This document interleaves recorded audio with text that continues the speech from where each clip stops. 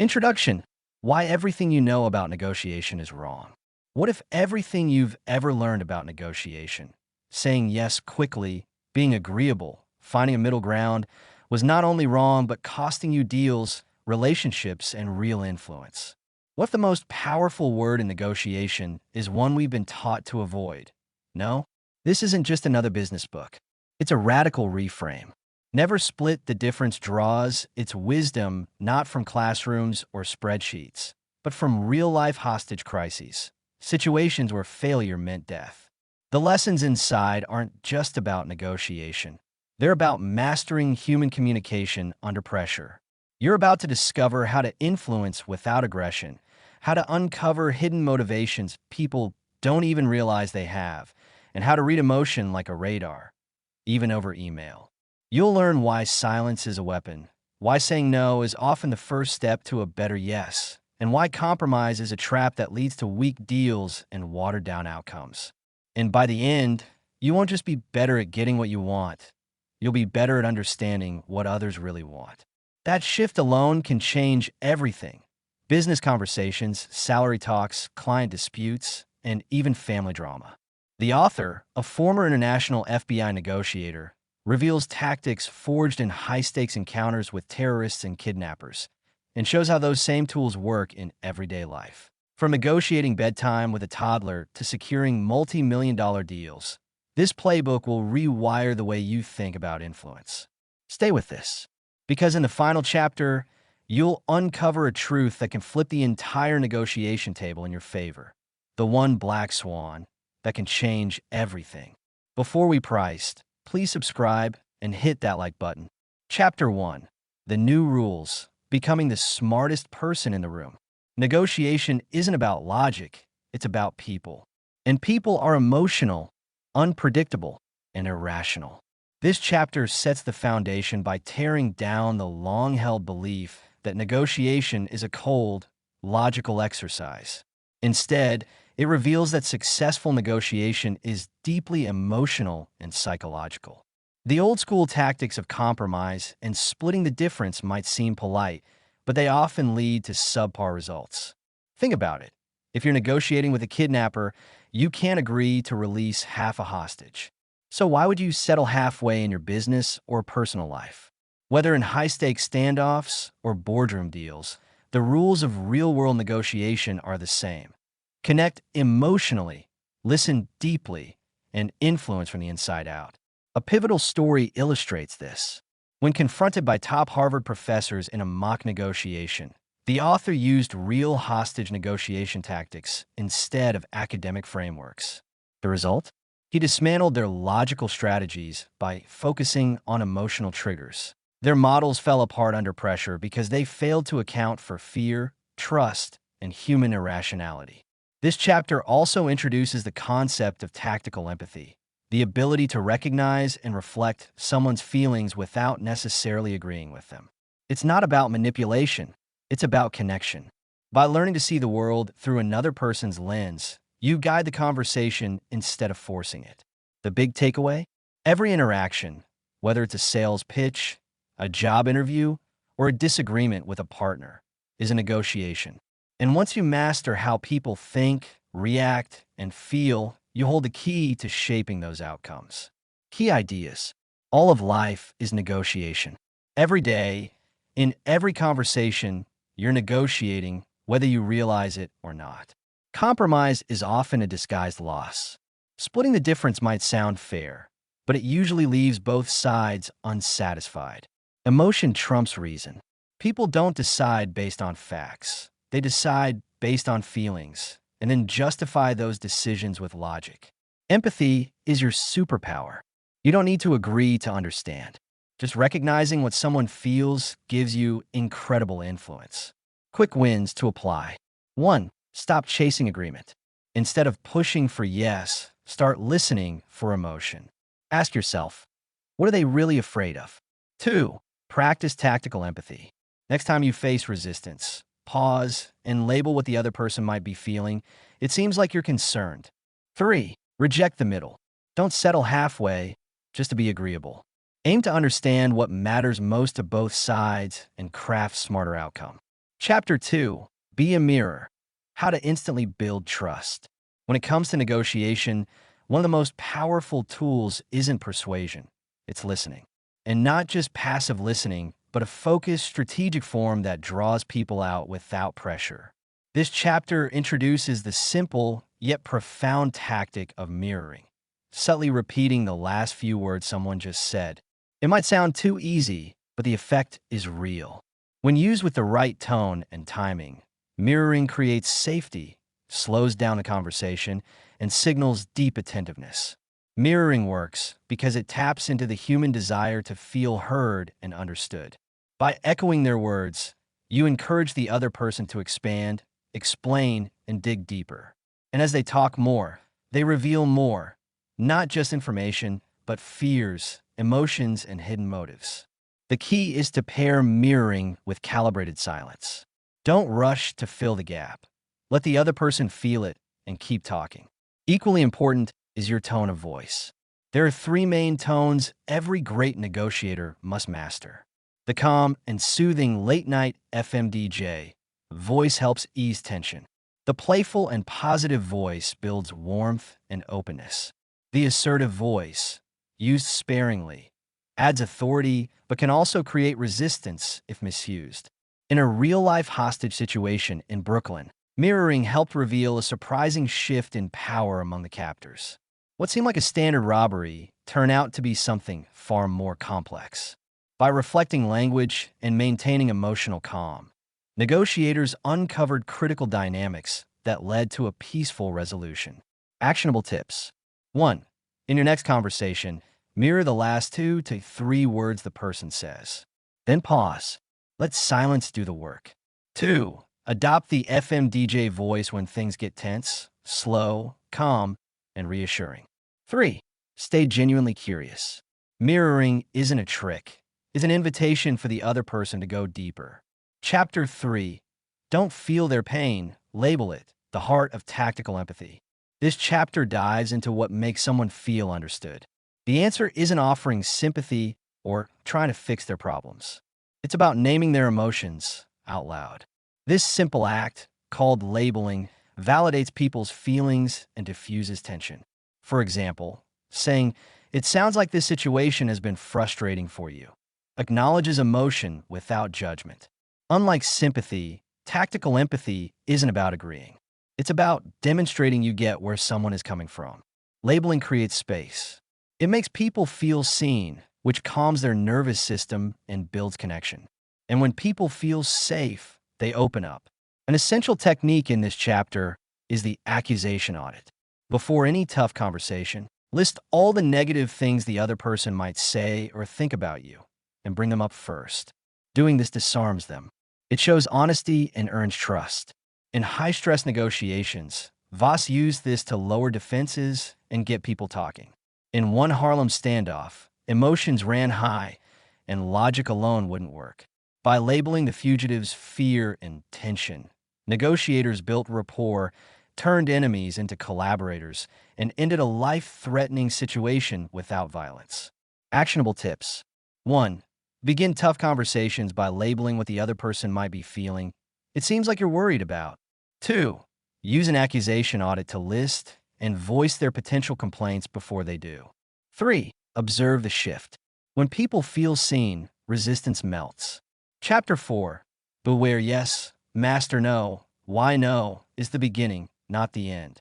We've been conditioned to believe that yes means success.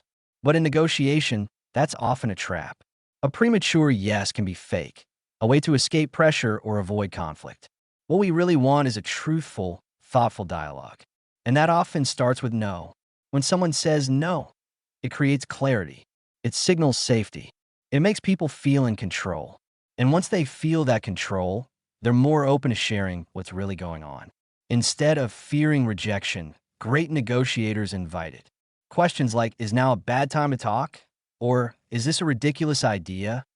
open the door to a more honest exchange. This chapter also highlights a crucial moment in any negotiation, when the other person says, "That's right." These 2 words mean you've articulated their perspective so accurately they feel truly understood. Unlike "you're right," which often signals the end of real engagement, "that's right" indicates a turning point where trust deepens and resistance drops. Actionable tips. 1. Stop chasing yes. Invite no. Ask, "Is this a bad idea?" to spark honest dialogue. 2. Use summaries and labeling to reach a "that's right" moment. 3. Let people feel safe saying no. That's where real negotiations begin. Chapter 5. Trigger the 2 words that change everything. This chapter is a continuation of the last insight. The moment someone says "that's right," everything changes. It means you've mirrored their thoughts and labeled their emotions so clearly that they feel heard at a deep level. That moment builds trust faster than any data or argument ever could. To get there, you combine tactical empathy, labeling, and summary. Your goal isn't to manipulate, but to reflect their world back to them with such precision that they see you as an ally, not an adversary. Once that happens, resistance gives way to cooperation. There's a difference between being right and making someone feel understood. The latter is where true influence begins. When people feel acknowledged, they become more flexible, more generous, and more willing to find common ground. That's how you shift from confrontation to collaboration. Actionable tips. 1. Practice summarizing someone's views until they say, "that's right." That's a green light. 2. Avoid forcing agreement. Focus on deep listening and emotional clarity. 3. Use labeling and paraphrasing to guide the conversation into mutual understanding. Chapter 6. Bend their reality. How to shape what feels fair. People don't make decisions based on facts. They respond to how things feel. And nothing shapes feeling like the concept of fairness. If someone thinks they're being treated unfairly, logic won't help. This chapter shows how to turn fairness to your advantage. First, neutralize it early. Say, "I want this to feel fair to you." This disarms the tactic before it's used against you. Next, use loss aversion. People fear losses far more than they value gains. Frame your proposals as ways to avoid loss, not just gain something new. Another tactic is anchoring. Start with an extreme position to reset expectations, then make your real offer feel reasonable by contrast. This is how a ransom dropped from $150,000 to $5,000, by anchoring the kidnappers with an extreme lowball counter framed around burial costs. Fairness isn't just a feeling, it's a lever. And used well, it can help move even the most stubborn counterpart. Actionable tips. 1. Begin negotiations by saying, "I want you to feel treated fairly." It neutralizes defensiveness. 2. Use loss framing. Highlight what they'd miss out on if a deal doesn't happen. 3. Anchor emotionally. Start with a dramatic position to shift the perception of your actual offer. Chapter 7. Create the illusion of control. Calibrated questions that disarm. One of the most disarming ways to influence a negotiation is to stop trying to control it outright and instead guide it subtly. This chapter introduces the use of calibrated questions, open-ended questions starting with "how" and "what" that invite the other person to help solve your problem while keeping them feeling in control. Calibrated questions shift the dynamic. Instead of saying, "You need to lower the price," ask, "How am I supposed to do that?" It reframes resistance into problem solving. These questions avoid triggering defensiveness because they request help rather than impose demands. And because they force your counterpart to think, they naturally slow down the pace of the conversation, giving you more control without appearing forceful. This strategy was essential in a tense kidnapping negotiation in the Philippines. Instead of issuing demands, the team asked questions that made the captors reflect, explain, and adjust their stance, all while believing they were steering the conversation. Actionable tips. 1. Replace statements with calibrated questions. How can we solve this? What does that look like in your world? 2. Avoid why. It makes people defensive. Stick with how and what. 3. Use questions to create the illusion of control while subtly directing the outcome. Chapter 8. Guarantee execution. Turning agreement into action. Getting a yes isn't enough. This chapter focuses on how to make sure what's agreed upon actually happens. It starts with recognizing that many people say yes just to end the conversation. That's why the real measure of commitment is action, not agreement. The key is to ask implementation questions like, how will this work? Or what happens next? These force the other party to visualize the steps they need to take, exposing whether they're truly committed or just trying to appease you. Vague phrases like I'll try or I'll do my best are warning signs of low follow-through. Another indicator is overly complex language. People who are lying or hedging often speak in long, over-explained sentences. Honest responses tend to be straightforward. The goal is to gently probe the clarity and confidence of their plan before it's too late to act on it. Actionable tips. 1. Ask, how will we know we're on track to surface true plans? 2. Watch for vagueness or over-talking. They signal avoidance. 3. Look for clear steps and timelines to ensure real commitment. Chapter 9. Bargain hard. A proven strategy for getting your price. Bargaining often feels like a tug of war, but this chapter breaks it down into a system. It starts with understanding your counterpart's negotiation style. Some are assertive, others accommodating, and some analytical. Identifying their type helps you respond strategically rather than emotionally. The core of this chapter is the Ackerman model, a structured bargaining method. First, set your goal price. Then make your initial offer at 65% of that amount. Your next offers gradually increase to 85%, then 95%, and finally 100% if needed. With each move, use empathy and calibrated questions to maintain rapport. Another powerful tool is non-round numbers. Offering $37,420 instead of $37,000 makes your number feel precise and calculated. It creates the perception that there's no more room to negotiate. The strategy also includes adding a small non-monetary item at the end to make the final offer feel complete and generous. Actionable tips. 1. Use the Ackerman model, 65%, 85%, 95%, 100%. 2. Make your final price precise and odd-numbered to seem thoughtful. 3. Throw in a minor item at the end as a gesture of compromise. Chapter 10. Find a black swan. Unlocking the game changers. This final chapter explores the concept of the black swan. Those hidden, seemingly minor pieces of information that can shift an entire negotiation. Most deals fail because people assume they know everything. But there are always unknowns, and the best negotiators assume they're missing something. Black swans can be emotional drivers, secret constraints, or unseen influences. They're discovered by staying curious, asking more than talking, and listening for what's unsaid.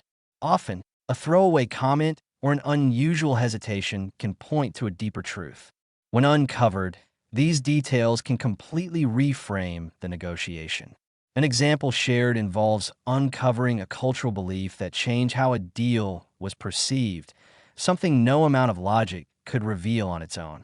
The power lies not in having all the answers, but in knowing where to look and being patient enough to find them. Actionable tips. 1. Assume there are unknowns and go looking with curiosity. 2. Ask what's the biggest challenge you face here to reveal hidden blocks. 3. Stay alert to unusual behavior, silence, or hesitation. They often signal a black swan. With these strategies, you're not just equipped to win arguments. You're prepared to transform conversations, shift power dynamics, and build lasting trust. Whether you're dealing with high-stakes deals or everyday disagreements, these tools are designed to help you connect deeper, uncover more, and negotiate smarter. If you found even one insight valuable, imagine what applying these lessons could do for your future. Hit that like button and subscribe so you don't miss more life-changing ideas simplified. Thanks for listening.